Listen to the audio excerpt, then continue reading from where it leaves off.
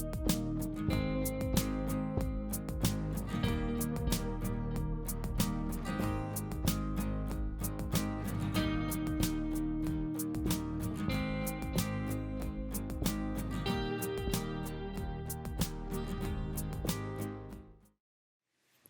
everybody, I hope all of you are doing good and staying healthy.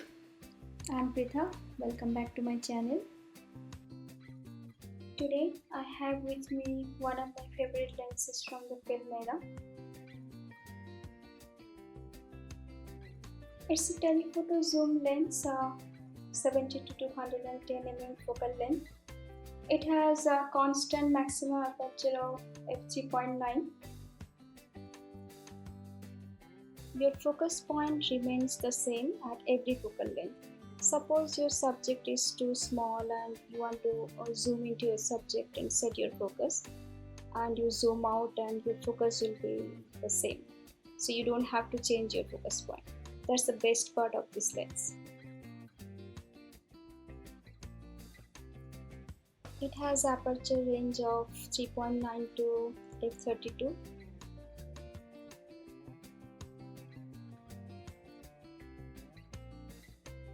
It's a RIKENON lens from RIKOH. I never really expected this lens to be this good, but it is an excellent lens to work with.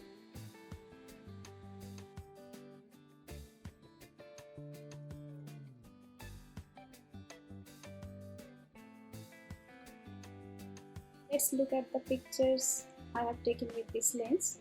I mounted this lens in Canon 60D. Some beautiful pictures from Arizona.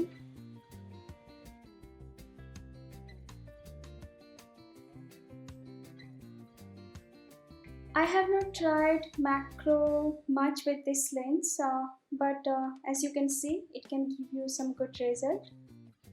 It is very sharp. Now let's talk about the quality of the glass. It's a fine piece of glass, and this lens has 15 elements in 10 bits. You can read more online. This is a very well constructed high quality metal lens, and this has inbuilt lens hood, which is very handy, and the rubber tip is very high quality too. It's a solid lens, heavy but gorgeous. I don't really remember how much I paid for this, but probably $20. I don't really remember because I bought it a few years ago and now it won't show me the data. Focusing is very smooth, and aperture clicks at each stop nicely. When I got this lens, it felt like new. Thanks to the previous owner who has taken a very good care of it. It zoomed very nicely too.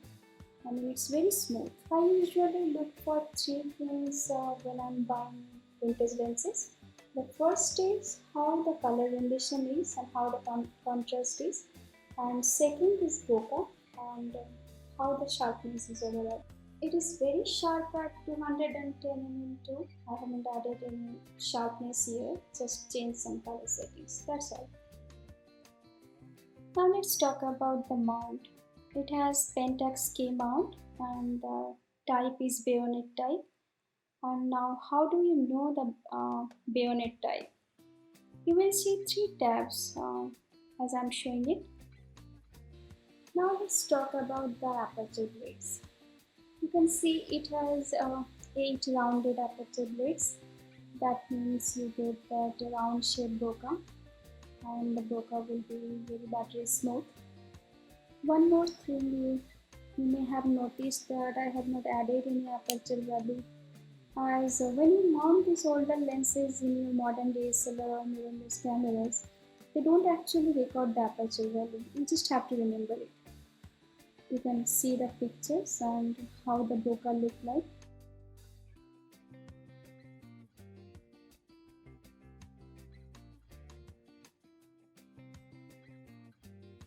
And now I will talk about choosing the right adapter for your lens. I usually like the adapters with these electronic chips that helps to confirm the focus. This one is very sturdy and good quality metal adapter, and it gets fixed easily and it won't come off.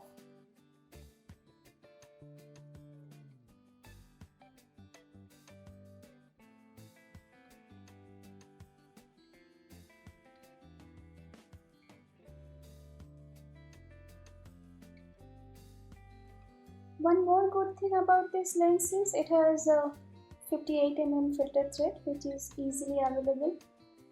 You don't have to buy a stepper ring.